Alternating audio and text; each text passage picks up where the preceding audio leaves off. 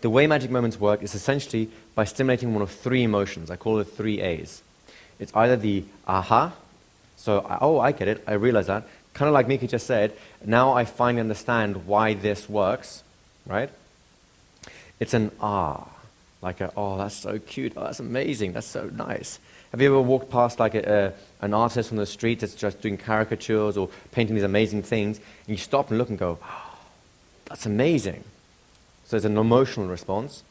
And of course, the third one, the one we all know and love, is the ha-ha response, which is, of course, when people are laughing. You've noticed how when people tell a joke, it suddenly just turns the atmosphere, it just changes everything. It's like a demarcation line between what went before, now we can wipe the slate clear and start again from scratch. Have you ever noticed that? So those are the three core emotions that we're looking for in a magic moment. The way we can achieve it is basically, and again, there's three categories I have, but really the categories aren't important, it's just that you do them is important. You've got a visual, an auditory, and a kinesthetic. The visual is basically when you draw stuff, right? Where is it? Here we go. This is kind of a magic moment because it starts to reveal in the visual form what you've been doing. It puts into a concrete form. You can then take this away with you and go, this means something. This is now a symbol of something. Does that make sense? As long as I infuse this with enough emotion, well then it starts becoming meaningful, right? A auditory one might be something as simple as a story. You can tell an anecdote, and we'll come into storytelling more fully later, and when we do, you'll have lots and lots of opportunity to do this. A story is really one of the most wonderful vehicles for shifting realities, for shifting gears from normal humdrum conversation to an amazing conversation, to something that's really just out of this world, right? And the stories don't have to be particularly crazy or intense or anything like that. They can be, but they don't have to be. They can be just personal stories and things like that too. The third one is what you saw here. You can call it kinesthetic or a physical demonstration. And you're basically getting people to walk through an experience at the end of which there is an insight. The key thing to magic moments is, number one, the performance. If you just give it like humdrum, point, turn, all right, now I'll do it for real. Wasn't that good? Yeah, thanks. Right? Do you see how if my attitude is deflated, the whole thing gets deflated, right? I could cheapen it with my own attitude, or I could inspire it with my attitude. Secondly, the magic moment has to have a point. It has to have some kind of an idea or a concept that brings everything that has happened together in a meaningful way. If I just left it there as like you're pointing and now you've stretched a bit further, and you go, wow. And he goes, wow. All right, see you tomorrow, right? I've just wasted the opportunity. All that energy has been built up, and it doesn't go anywhere. It's not filtered into anything. So it has to have a point. The point might be, I like the point of how powerful your mind is. The point might be about, if you're in business and sales, for example, when we're working with an international accountancy firm doing audits. They were specializing in audits, and they wanted to start getting work from the people like the Fortune 500 companies, the ones that are listed on the stock exchange, who typically only go for the big 5 international firms like KPMG and so on for safety reasons, because then they can take our shareholders, well, we went with the best, it's not our fault, right? So it's very rare that they pick someone other than the top 5. I think now they're 4 because I think Anderson decided to not work so well anymore. Anyways, this is exactly how one of the things we taught them to do in order to get the business. So they end up creating a magic moment and saying, look, we really believe in the relationship of working with you to get the results and so on.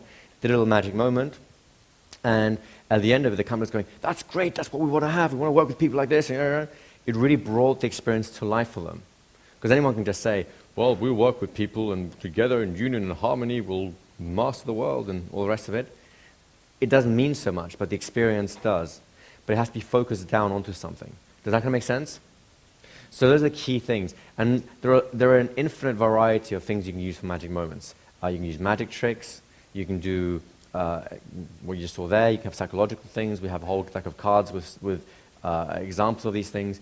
I'm sure all of you know some versions of things that you can do with people in order to kind of arrest their attention and go, wow, this is kind of cool. This is unusual. This is different. Make sense?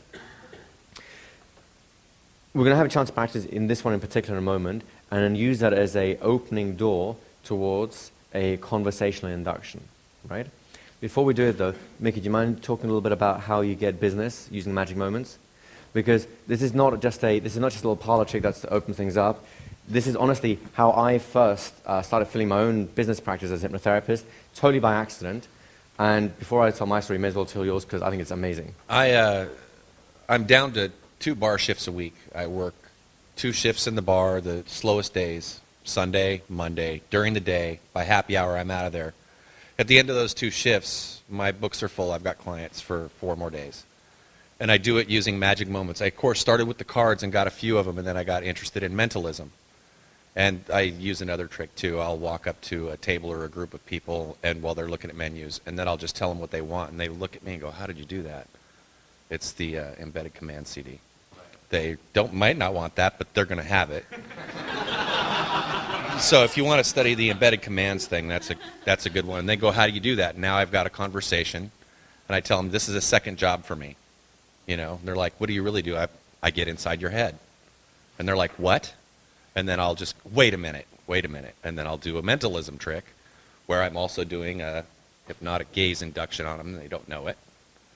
And then they're like, what are you, a psychic? I'm like, no, I'm just a hypnotist. I downplay it. I'm just it. Do you have a card? Sure. Bang. And then I walk away, and without fail, Kristen watched me do this like twice in 20 minutes. They're up to the bar saying, when can I set an appointment? What can you fix? What can you do?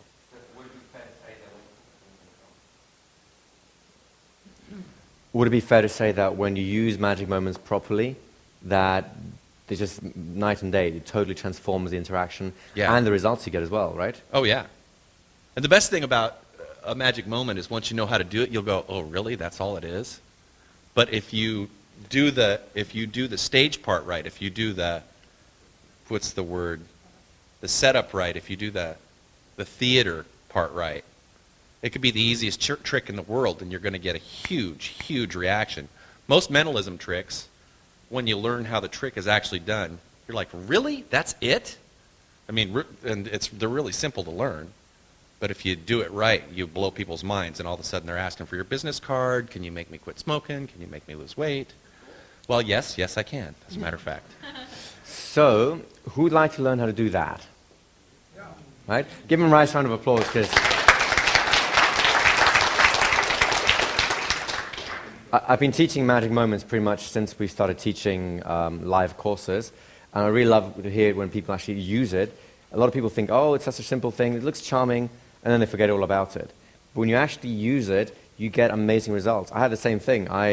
The place I discovered magic moments was out at a party with friends. This is back in my early days of hypnosis. And I was trying to tell them, doing the networking thing, bugging everyone, saying, I'm a hypnotist, I'm a hypnotist. And they're going, yeah, we know already, all right? Just whatever, right? And we're out in some it was a kind of bar-y club sort of thing, like with loud music, but it's more like a bar. And there's a big table of us, and everyone's going, what about this? And they're all ignoring me.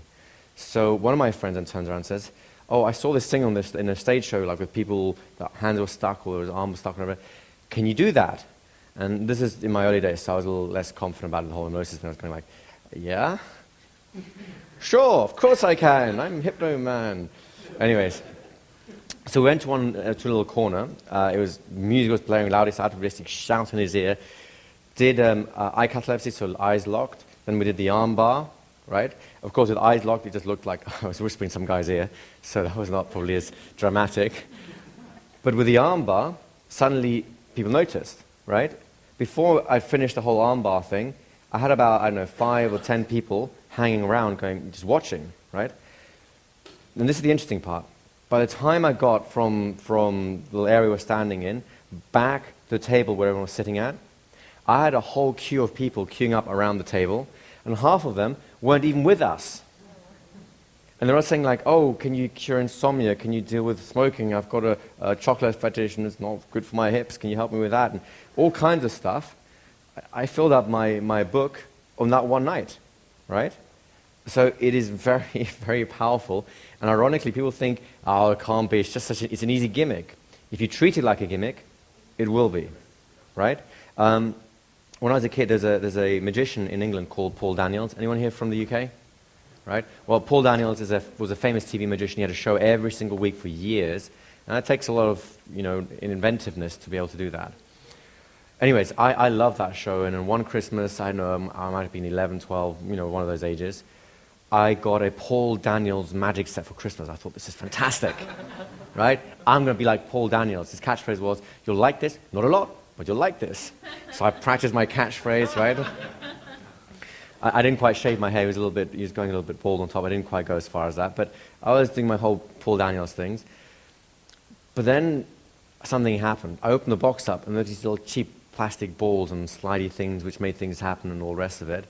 And after about 5 minutes, I just kept bored of it.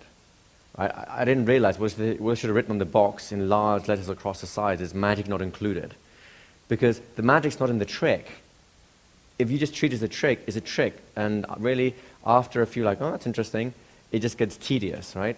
Does anyone here have a friend who's into magic, like an amateur magician, and just keeps doing the same thing over and over again to the point where it just annoys you? I had a few friends like that. And the thing that they're missing is the performance element. It's the magic. It comes from you. It's back to the H+ again, isn't it? So I would be doing you a disservice if I didn't emphasize that, because just doing a trick about people pointing down the room is not enough. It's what it evokes in people. That creates magic, and that shifts people in gears from normal conversation to eyes open wonder, where you basically have them. It's a window of opportunity where you have them just a little nudge, and off they go into La La Land. Does that make sense? So who wants to have a go at that now? Anyone?